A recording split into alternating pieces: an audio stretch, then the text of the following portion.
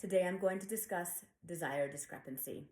It's the most common issue I see in my office as a sex therapist because it's the most common issue couples in long-term relationships struggle with. Two people inevitably don't have the same level of interest for sex. The function of testosterone is to increase our arousal and make it more accessible for us. So for the lower desire partner, who usually has less testosterone, they're left feeling like, yeah, I could take it or leave it. Hence, we have our conflict.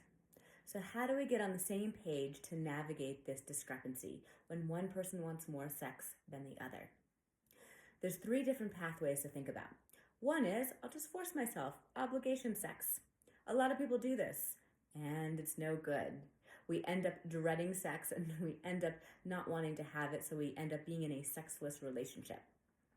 The next is through the portal of eroticism, where we generate a lot of fantasy, where we might use porn or moving erotica, and we really infuse our relationship with eroticism.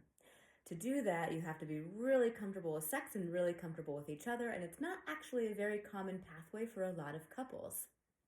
So the third one, which is the most common pathway and honestly the most accessible for us as busy couples, is an extension of connection.